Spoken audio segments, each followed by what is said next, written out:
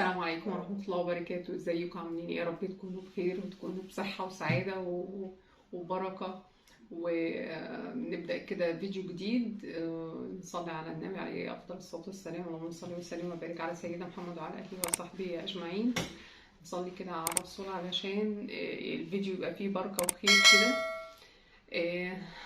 طبعا بعد العيد بقى كده كل الخزين بتاع البيت خلص طبعا. فقلت بقى انزل اجيب شويه حاجات كده وانا جايه. فجبت شويه حاجات بسيطه يعني كده اهوت اللي لقيته يعني، وقلت ايه اوريه لكم وتشوفوا معايا الحاجات اللي انا جبتها. طيب، اول حاجه جبت طماطم اهي صغيره كده. طماطم حلوه اهي جميله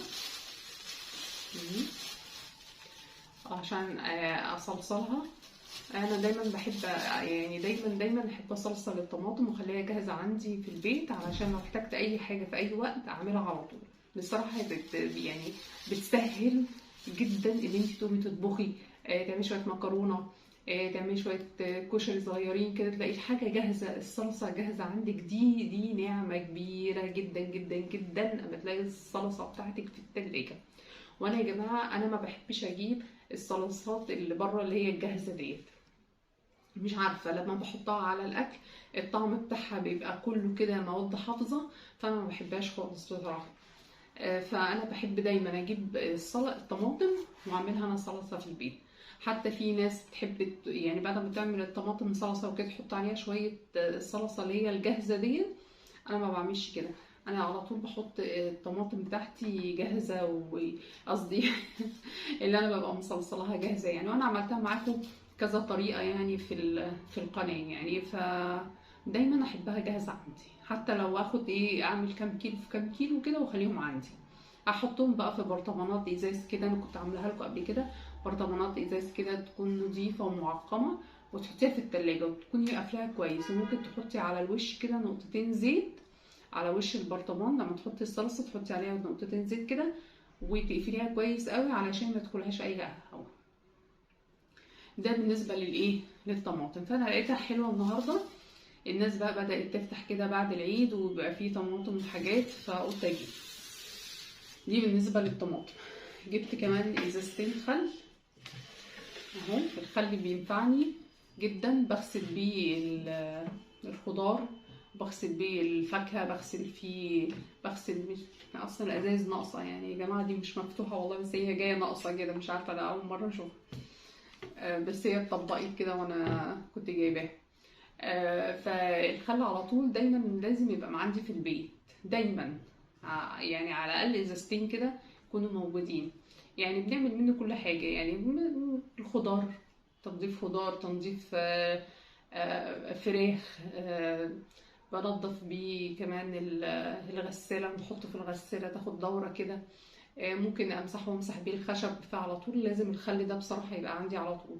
بالاضافة بقى انتوا عارفين السلطات والحاجات دي كده هوت لازم الخل، فببقى حابة ان الخل يكون عندي. جبت كمان بص كده، ده بيض بلدي. انا بحب دايما اجيب اي حاجه بلدي بصراحه، ما بحبش اي نعم. بصوا البيضه، بصوا البيضه عامله ازاي، يعني زي بيضه بيضه زي بيضه الحمامه كده زنططه. بس بصراحه انا دايما احب اجيب بيض بلدي، ما احبش اجيب البيض التاني. البيض البلدي بيبقى طعمه احلى وفيه فايده اكتر. فدي البيضه ب6 جنيه، البيضه ب6 جنيه ماشي. يعني طبعا انت عشان تشبعي منها تاكلي 4 بيضات مثلا يعني، بس يعني الحمد لله هنقول ايه، الحمد لله.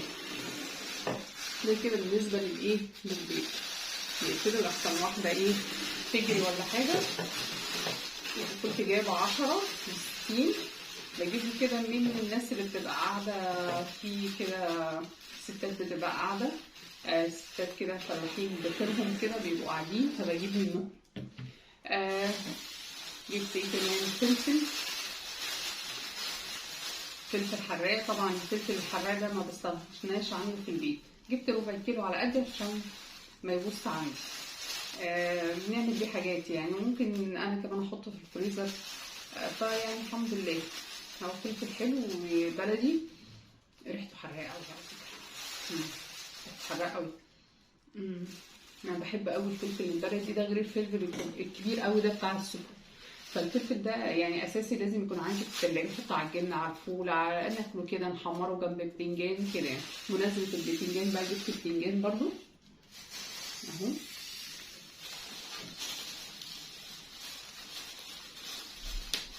جبت البتنجان اللي هو الرومي ده صغنطك كده، قلت يعني ايه ممكن اخلله، بحب اقليه وافتحه كده واخلله، بيبقى حلو قوي. وممكن تعمله بتوم بقوطه كده، يعني بيبقى ليه كذا استخدام، ممكن نقليه. تمام. فبصراحه البتنجان ده حاجه برضو ما بقدرش استغنى عنها في البيت، يعني اي وقت بنبقى زهقانين من الاكل، اي وقت عايزين ناكل، نحمر بتنجان، نعمل بتنجان بقوطه بفلفل، نعمل بتنجان بخل وتوم كده، يعني بيبقى حلو قوي بصراحه. هو اي نعم بياخد الزيت كله، بس انا جبت له ازاز الزيت وانا جاي اهو. وده الكوسه، بحب جدا، انا احب الكوسه جدا يعني بكل انواعها بكل اشكالها. الكوسه دي ما يعني لازم اكل كوسه على طول، وكمان بتريح معدتي جدا. فبصراحه الكوسه يا جماعه حلوه قوي، عودوا ولادكم عليها، اعملها لهم مطبوخه، اعملها لهم مشوحه كده بملح وفلفل اسود وشويه بصل، جزر، ممكن تقطعيها رفيع قوي وتحطيها على المكرونه المسلوقه، بتبقى حلوه قوي. والله. بعملها ازاي؟ تقولوا لي بعملها ازاي الكوسه بالمكرونه؟ والله هي بتبقى تحفه، يعني ما بتبقاش كوسه بس، بتبقى خضار. بجيب يعني الكوسايه واقوم مقشراها ومقطعاها بالطول كده شرايح صغيره رفيعه، او ممكن تبشريها بالمبشره، ومعاها برضو جزر تبشريه كده او تقطعيه رفيع كده طويل طويل كده، وفلفل برضو تقطعيه طويل، بيبقى كله كده طويل، وبصل تقطعيه جوانح. وايه تاني بحط عليه؟ ممكن احط بتنجان برضو واشوحهم قوي. واحط مثلا حته توم وتوابل بقى اللي انت عايزاها، ولغايه ما يتبلوا كده ويستووا. وبعد كده اقوم اكون مثلا سلقه مكرونه واحطها عليه. يعني بصوا بقى، مش قادره اقول لكم الجمال والحلاوه والطعم، والله طعم فظيع. وتخلي فيها كده شويه صوص كده منها، مش قادره اقول لك الطعم عامل ازاي. جربوها كده وشوفوها وقولوا لي ايه رايكم، وهتدعوا لي. منكم الولاد بيحبوا المكرونه، فهيتقبلوا اي حاجه عليها، يعني خصوصا الولاد الصغيرين بيحبوا المكرونه جدا، فهيتقبلوا اي حاجه عليها. وهم اصلا الحاجات دي لما بتخلطيهم كده مع بعض ما بتحسيش بطعمهم، يعني لو حد قال لك من الولاد ما بحبش الكوسه، ما بحبش الجزر، ما بحبش، لا هيحبوه. ولو عندك فلفل الوان حطي، عندك فلفل رومي حطي، عايزه تحطي فلفل حراق حطي انت بقى، وايه واللي انت عايزاه على المكرونه. فبصراحه بتبقى حلوه قوي. انا خايفه على البيض بس يتكسر اهو. وده سلك مواعين، طبعا انا بحب السلك ده قوي عشان بدعك بيه الالومنيوم، بدعك بيه السيراميك بتاع الحمامات، بدعك بيه ممكن الحوض.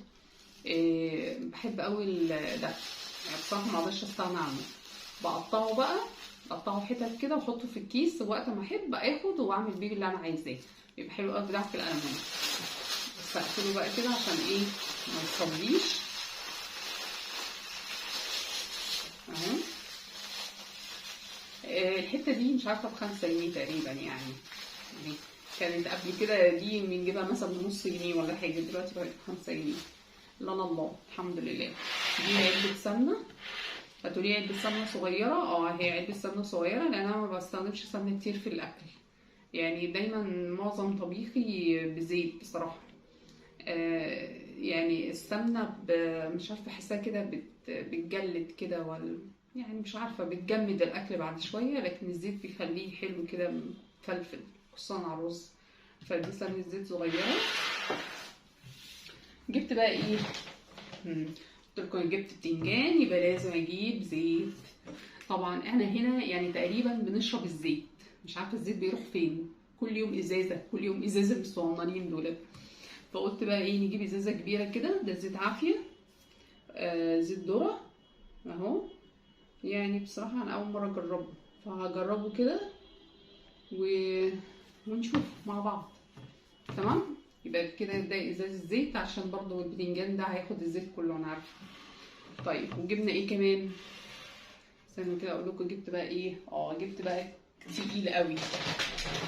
بصوا بقى كده ده كده مسحوق غسيل. تمام. مسحوق الغسيل ده جبته اسمه لانو اهو. لانو ده كام كيلو؟ ده 8 كيلو اوتوماتيك، وللغسالات الاوتوماتيك والفوق اوتوماتيك ينفع الاثنين يعني. 8 كيلو. وده لإزالة البقع الصعبة ورائحة منعشة. هو ريحته حلوة بصراحة. ده بعطر العود. وده للملابس البيضة والملونة، يعني 2 على بعض. يعني الأول كان الواحد بيجيب حاجة للأبيض وحاجة للألوان، بصراحة بعد ارتفاع الأسعار اللي احنا فيه ده يعني، فحلو قوي ده. وكمان أنا محبتش أجيب حاجة من الحاجات التانية اللي انتوا عارفينها طبعا، عشان قلنا نشجع المنتجات المصرية. ماشي. اهي ده لانج، هم قالوا لي ده مصري، فجبته قلت اجربه، ولما افتحه واجربه هقول لكم اذا كان حلو ولا وحش بامانه الله. يعني انا لا بعمل اعلان عليه ولا اي حاجه، يعني زي ما انتوا ايه بنشوف كده اهو، يعني بنشوف مع بعض، كل واحد بيجرب حاجه، والحاجه الكويسه نقولها وكلنا نجربها بعد كده ان شاء الله. فانا قلت اجيب حاجه مصريه كده نجربها عشان المسحوق بتاعي خلص. وانا كنت بدور على الحاجات اللي بتاعت زمان دي، مش عارفه لسه موجوده ولا ما بقتش موجوده، اللي هي زي رابسو، صافو، مش عارفه موجودين دولت ولا لا بصراحه. انا مره شفت كده اعلانهم، بس جيت اسال، لما بسال عليهم ما بلاقيهمش، فهل هم موجودين ولا خلاص اختفوا؟ مش عارفه. ولانج ده احنا كنا بنستخدمه زمان قبل ما نعرف بقيه المساحيق التانية اللي احنا ايه ما بقيناش نجيبها دلوقتي. بس مش عارفه هل هو نفسه لانج اللي احنا كنا بنستخدمه زمان ولا ده حاجه جديده، والله ما اعرف. بس احنا كنا يعني زمان كنا بنجيبه، كان بيتباع كده في جراد البلاستيك ومعاه الكوبايه بتاعته. فكنا بنجيبه زمان وكان بيغسل حلو قوي للغسالات الاوتوماتيك. ده كان لانج. وده برضو اسمه لانج، بس مش عارفه هو ولا لا، لان طبعا احنا من زمان ما بقيناش نجيب الحاجات المصريه ديت، مش عارفه ليه والله. فاهو نحاول يعني ان احنا ايه نجيبها. تمام. خليكم معايا لحظه واحده بس كده وجايه.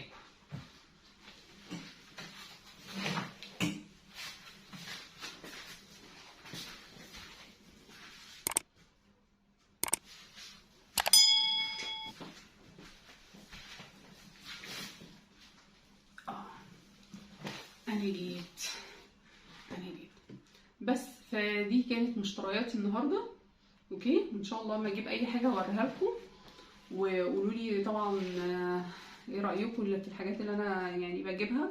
طبعا مش ايه رايكم، يعني لو في حد عنده اقتراح، عنده حاجه يعني نوع زيت احسن من ده واوفر اهم حاجه كمان اوفر، مثلا نوع مسحوق حلو، لو حد جربه يقول لي مثلا ليه مميزات ليه عيوب، عمل حاجه عنده في الغساله. انا اول مره اجرب، فانا ورزقي بقى.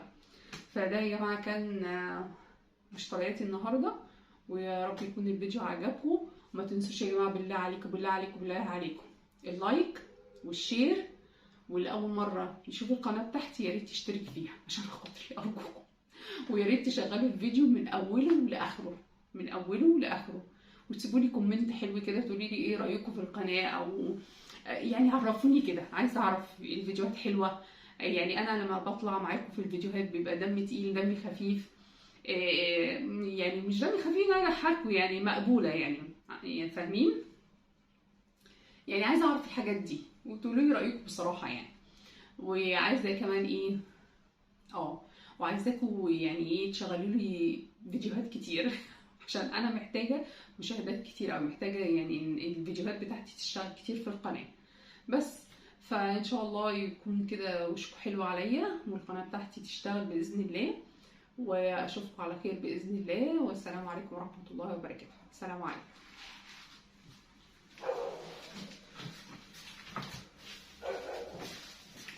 بصوا يا جماعه، بس انا لما قفلت افتكرت حاجه، افتكرت ان في ناس ممكن تعيب على المشتريات بتاعتي ديت، تقولي ايه ده اللي انت جايباه، وده اللي عامله عليه فيديو، وده مش عارفه ايه.